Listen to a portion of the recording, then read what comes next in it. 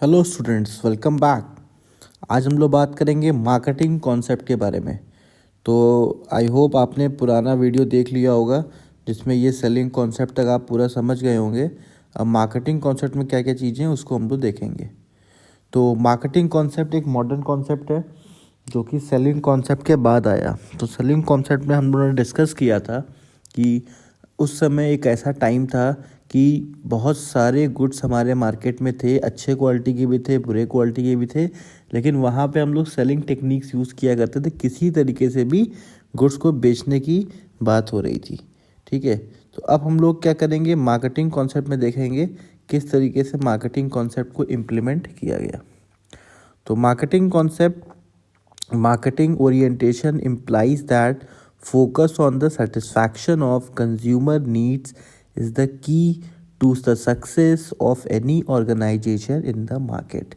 तो जहाँ कहीं भी आपको दिखे कि मार्केटिंग कॉन्सेप्ट लिखा हुआ है तो बस आप समझ लीजिए कि वहाँ पे जो मेन फोकस दे रहा है वो कंज्यूमर सेटिस्फैक्शन पे दे रहा है, क्योंकि मार्केटिंग का मतलब ही होता है कंज्यूमर को सेटिस्फाई करना। ये एक मॉडर्न कॉन्सेप्ट है, ये सेलिंग के बाद आया, ठीक है। जब सेलिंग को देखा गया कि सेलिंग कॉन्सेप्ट सक्सेसफुल नहीं है तब लाया गया मार्केटिंग कॉन्सेप्ट, और यहाँ पे पूरा का पूरा फोकस था सेटिस्फैक्शन ऑफ कंज्यूमर पे कि किस तरीके से अपने कंज्यूमर को हम सेटिस्फाई करें और वो हमारे पास बार बार वो गुड्स को ख़रीदने आए।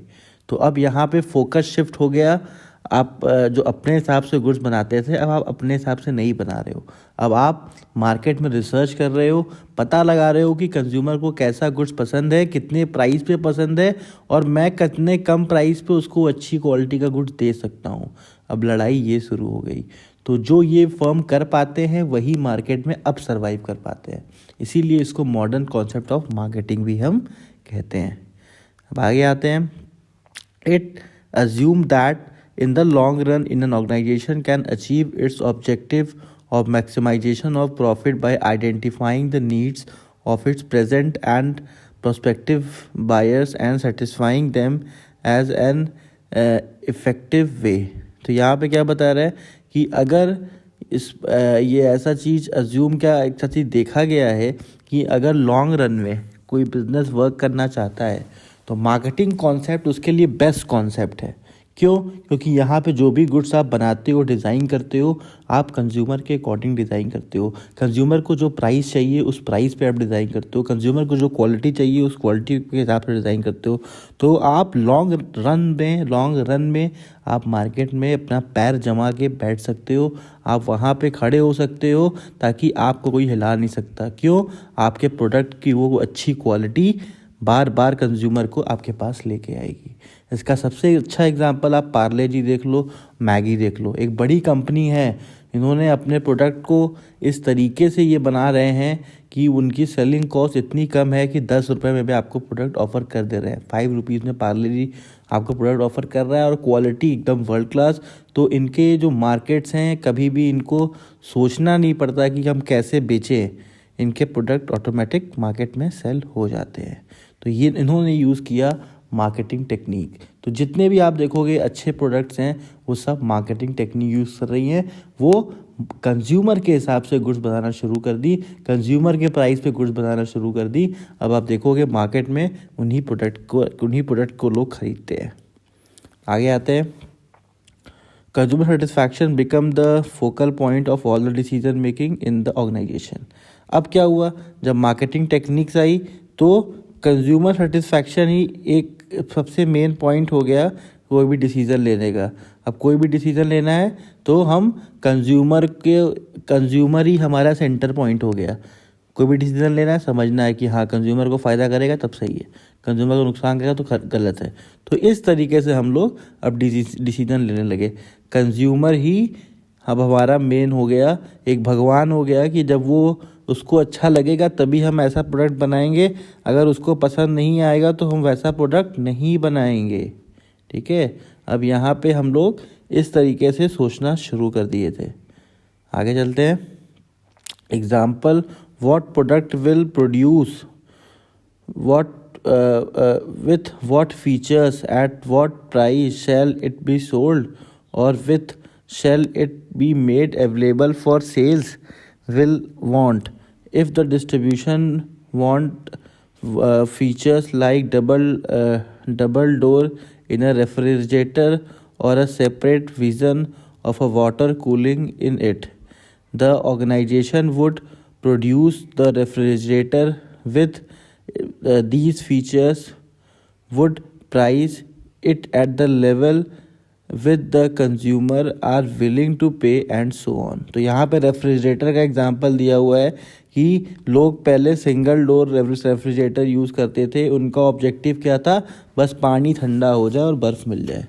लेकिन अब यहाँ पे कंपनीज ने सोचा कंज्यूमर के बारे में, उन्होंने सोचा कि कंज्यूमर को और बेटर प्रोडक्ट कैसे दिया जाए, कंज्यूमर को कैसे अट्रैक्ट किया जाए कि वो अपने फ्रिज को बदले और नया फ्रिज खरीदे। तो यहाँ से डबल डोर फ्रिज का कॉन्सेप्ट शुरू हुआ और भी फैसिलिटीज़ कंज्यूमर को उसमें देनी शुरू की गई और कम प्राइस पे। देखिए यहाँ प्राइस का बड़ा मुद्दा है, प्राइस कम नहीं करोगे तो कंज्यूमर अट्रैक्ट नहीं होगा। क्वालिटी मेंटेन करनी है और बेस्ट क्वालिटी मेंटेन करनी है, क्योंकि आप अकेले मार्केट में नहीं हो, बहुत सारे प्लेयर्स हैं, बहुत सारे बड़े बड़े प्लेयर्स हैं जो बल्क में गुड्स को प्रोड्यूस कर रहे हैं और उनको बहुत सस्ता गुड्स मिल रहा है बहुत ही कम प्राइस पे। तो आपको अगर कम्पीट करना है तो आपको भी बेस्ट प्रोडक्ट लेके आना पड़ेगा, वो भी कम प्राइस पे, तभी कंज्यूमर आपके तरफ अट्रैक्ट होगा। अभी का अगर आप रिसेंट एग्जांपल लोगे तो आप देखोगे Xiaomi के जो मोबाइल्स आते हैं, MI के जो मोबाइल्स आते हैं, उसने मार्केट में कितना अच्छा मार्केट को कैप्चर किया था। क्यों? क्योंकि वो इतने रीज़नेबल, उसने समझा कि इंडिया में हमारे कंज्यूमर के पास ज़्यादा पैसा नहीं है, उसको 10,000 रुपये में, 5,000 रुपये में, 6,000 रुपये में एक अच्छा मोबाइल चाहिए और वो लेके आया और पूरे आप देखोगे पूरे मार्केट को हिला के रख दिया। सारे मार्केट में सारे ब्रांड्स का कुछ पता नहीं, खाली MI ही MI चलने लगा। तो ये बहुत ही अच्छा एग्जांपल है सेलिंग का, सॉरी मार्केटिंग का, कि किस तरीके से कंज्यूमर के नीड्स को पहचाना गया और 10,000 रुपये में 3 GB रैम 4 GB रैम्स के फ़ोन इन्होंने एंटर किया। MI ने शुरुआत की, उसके बाद बहुत सारी कंपनीज आई, लेकिन MI ने उस चीज़ को कंसिस्टेंटली मेंटेन भी किया। उसके बाद आते हैं next, marketing decision are taken with the prospective selling will not be any problem if it will automatic follow. तो यहाँ पे ये मान लिया गया कि अगर सही मार्केटिंग डिसीजन लिया जाए तो कभी भी सेलिंग की प्रॉब्लम होगी ही नहीं। सिंपल सी बात है, अगर आपने ऐसा प्रोडक्ट बना दिया जिसका प्राइस भी सही है, क्वालिटी भी अच्छी है, तो भाई कौन पसंद नहीं करेगा आपके गुड्स को, सभी खरीदेंगे। तो यही है कि अगर आप इस पर फोकस कर लेते हो तो कभी भी सेलिंग की प्रॉब्लम होगी ही नहीं, ऑटोमेटिकली सेल्स आपके यहाँ आती रहेगी। अब आते हैं the basic role of the firm, that is to identify a needs and fill it. तो इस समय बेसिक नीड फर्म की क्या हो गई थी कि किसी तरीके से सेल्स को आइडेंटिफाई करें और उसको पूरा करें। तो ये चीज़ अब सारे फर्म्स इसको मतलब समझना शुरू कर ली थी कि अब कंज्यूमर के नीड्स को हम पता करेंगे और उसको पूरा करेंगे, तभी हम मार्केट में सर्वाइव कर पाएंगे। The concept implies that the product and the services are brought not merely because of their quality, quantity, brand name, but because they satisfy a specific needs of consumer. अब यहाँ पे brand name, packaging, quality की लड़ाई ख़त्म हो गई थी, ये सब सेकेंडरी लड़ाई हो गई थी। प्राइमरी लड़ाई क्या हो गई थी कि कंज्यूमर को पसंद आना चाहिए, कंज्यूमर के नीड के हिसाब से गुड्स होना चाहिए। कंज्यूमर के नीड के हिसाब से गुड्स है, पहला हमने टिक लगा दिया, अब इसके बाद आप पैकेजिंग करिए, ब्रांडिंग करिए, ये एक अलग चीज़ हो गई थी।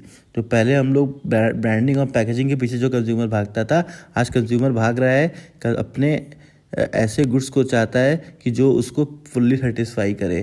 तो यही है मार्केटिंग कॉन्सेप्ट, जहाँ पे कंज्यूमर को सेटिस्फाई करने की लड़ाई शुरू हो गई और सारी कंपनी लग गई कि किस तरीके से कंज्यूमर को सेटिस्फाई किया जाए और किस तरीके के प्रोडक्ट बनाया जाए कि कंज्यूमर हमारा सेटिस्फाई हो कम से कम प्राइस पे।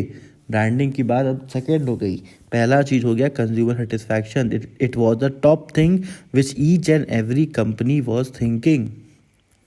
अब आते हैं next, a prerequisites for the success of the organisation therefore to understand the response of the consumer need. तो कंज्यूमर नीड्स के रिस्पॉन्स ही जो थे वही हमारे कंपनी को प्रेरित करते थे सही डिसीज़न लेने के लिए। सही डिसीज़न हम तभी ले पाते थे कि जब हम सही प्रोडक्ट, अगर हमने कंज्यूमर के नीड को पहचान लिया तो मतलब हमारा प्रोडक्ट सक्सेसफुल होगा ही होगा।